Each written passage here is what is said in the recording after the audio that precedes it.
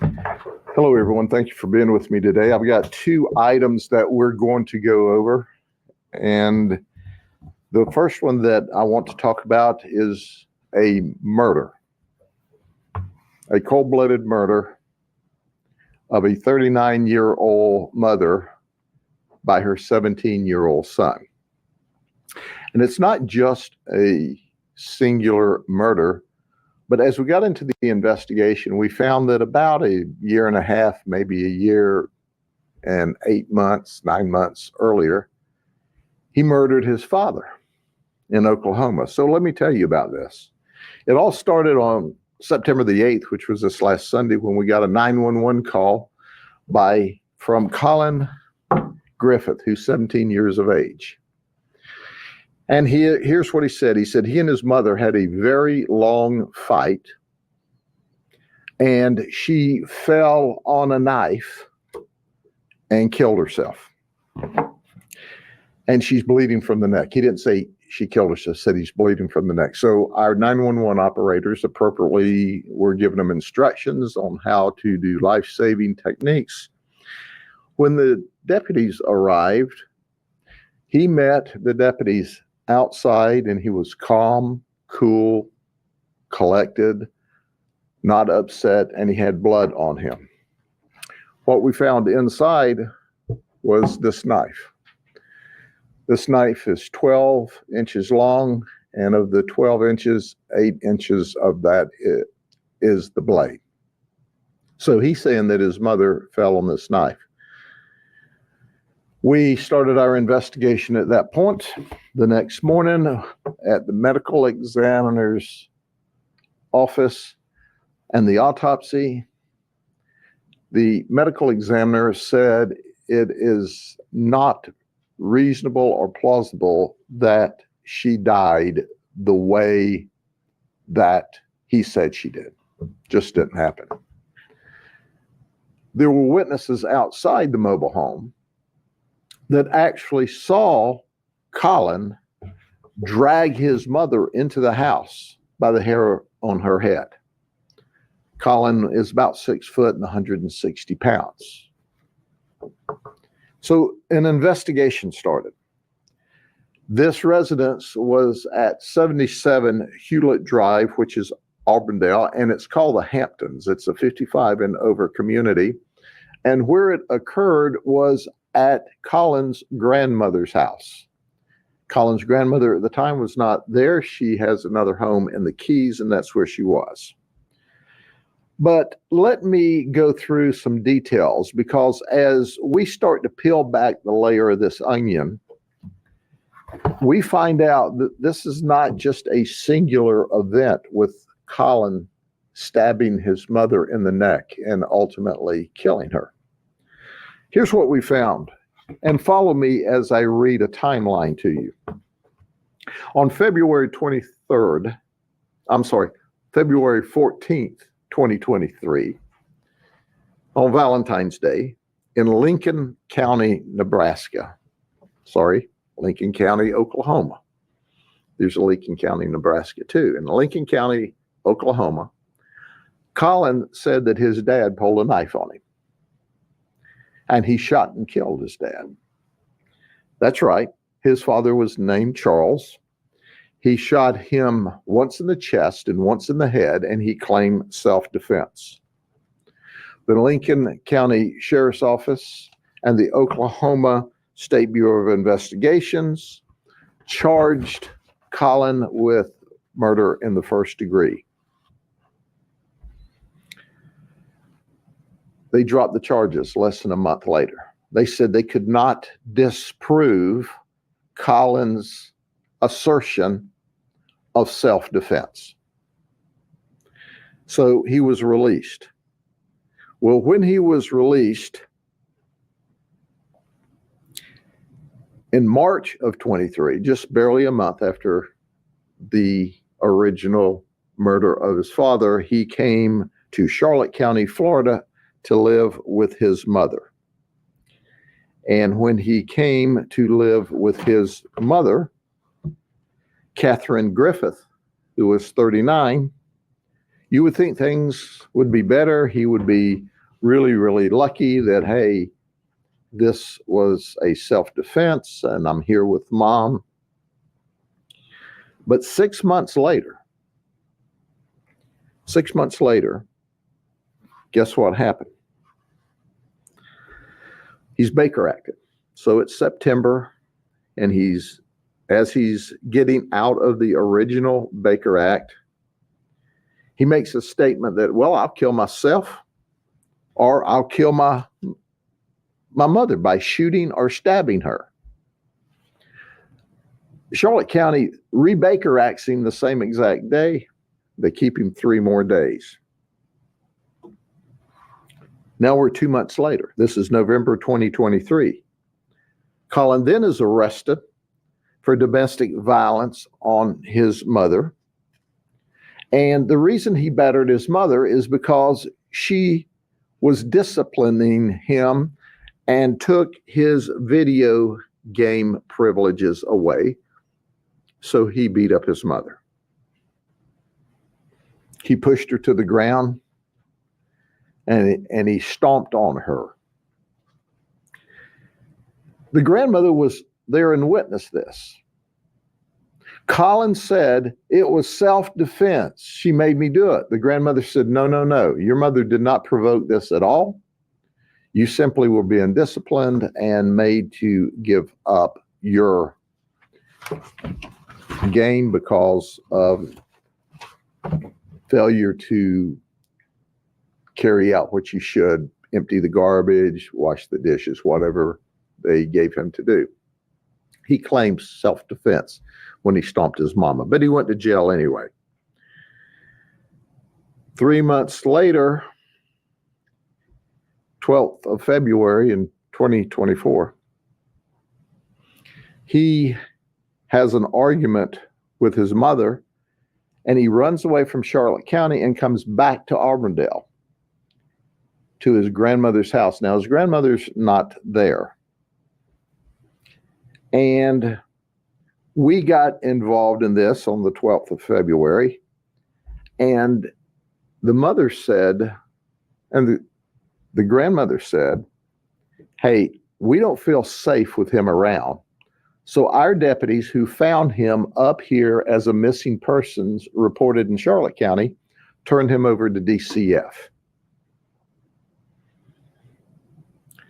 2 days later, on the 14th of February, the anniversary of him killing his dad a year ago, he's reunited with his mother by DCF. Colin made the statement that I don't want to go home. I'll use any force necessary to avoid it, to include killing my mother. So that's the second time he threatened to kill his mother. 2 weeks later, so they didn't make him go home on the 14th, but about 2 weeks later, in March 2024, they reunite Colin with his mother again. Everybody's calmed down. Now, in May of 2024, Colin graduated from an alternative high school in Charlotte County and began attending community college. Now let's advance 4 months later to September the 6th. Colin has an argument about home chores, and he flees from his mother's house again and comes up to his grandmother's house. Grandmother's not there. She's in the Keys. So then mom lets the event calm down, and she tells her son, hey, you need to come home. And she asks him to come home and face his responsibility. Colin says, I'm not coming back home. That was September the 7th. So now we're to the fateful day on September 8th. Mom drives up here to Auburndale from Charlotte County. She arrives at 4 o'clock. At about 4:30, witnesses and neighbors see Colin and mom arguing outside, and Colin grabs his mother by the hair and drags her into the house. Just about 2 hours later, that's when we receive a 911 call where Colin said, I've had a very, very long fight with mom, and she fell on a knife and she's bleeding from the neck. Our investigation clearly and unequivocally shows that that circumstance did not occur like that. In fact, he used similar language to when he made the 911 call, 18 or 20 months earlier, when he shot and killed his father. It's important to understand, when you look at this, you see a kid. When I look at him, I see a psychopath. I see totally erratic behavior, to the point that he's already, at 17 years of age, shot and killed his father and got away with it, and stabbed his mother in the neck so hard that the knife went all the way through and was to the back of her neck, and she died there. He's being charged with first-degree murder, obviously, and we're asking the state attorney's office, it's their decision, but our state attorney's office is the greatest, to prosecute him as an adult.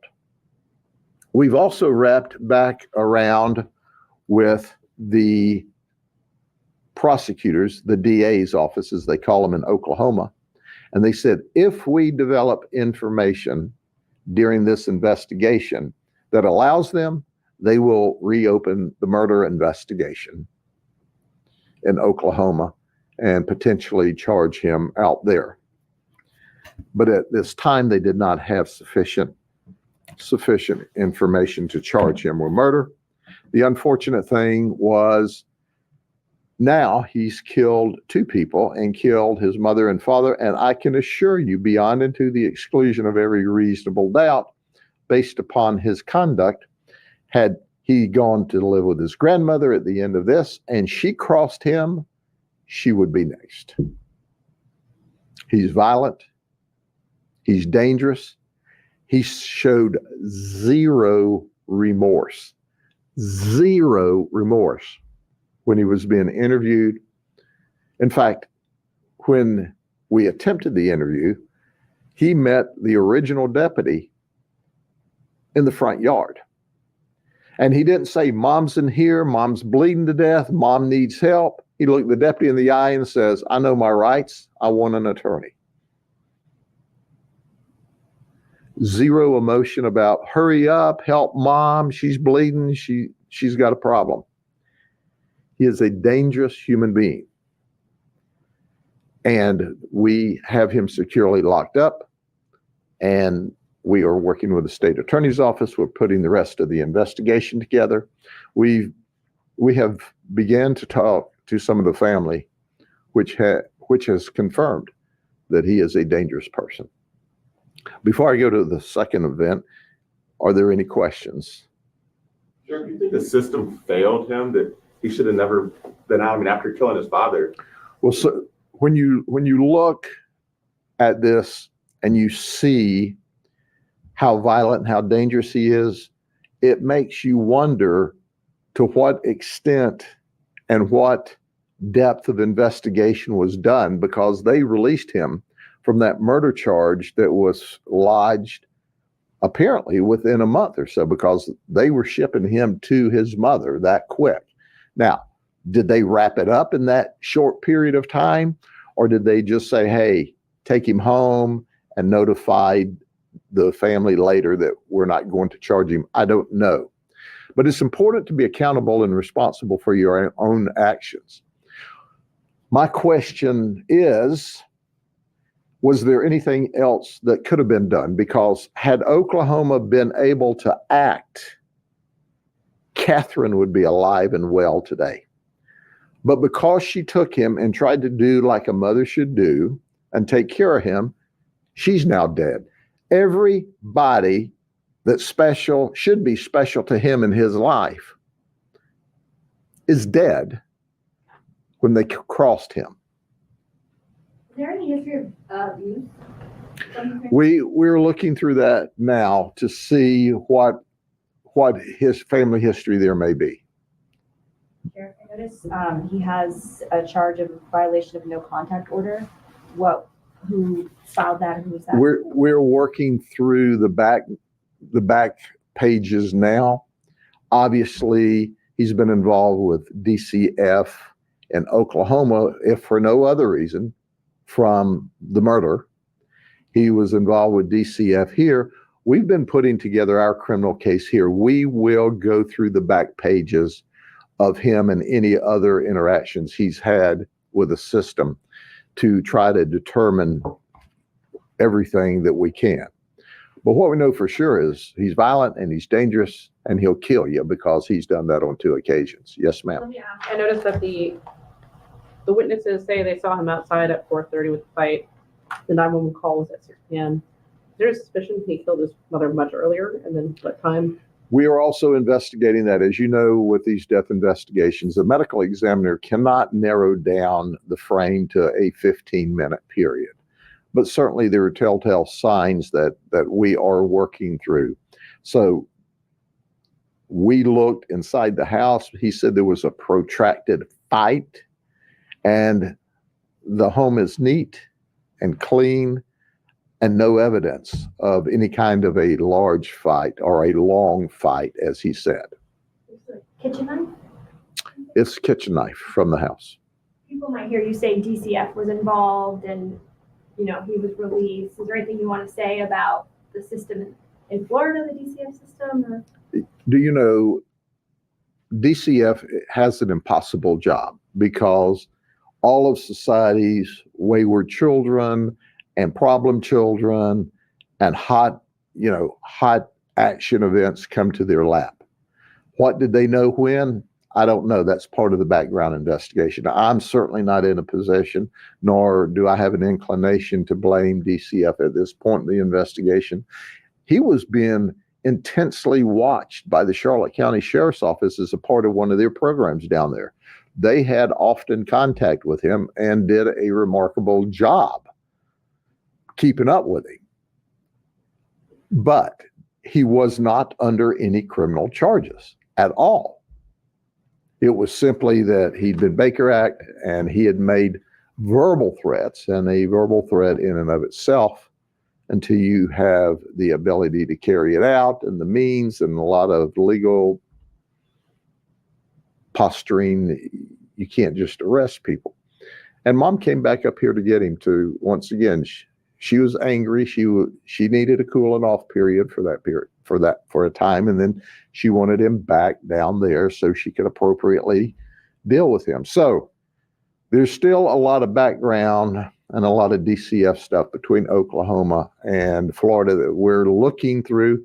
But listen, when you finish all of this, what I call sociological positioning, nothing gives you the right to unilaterally stab your mother and kill her.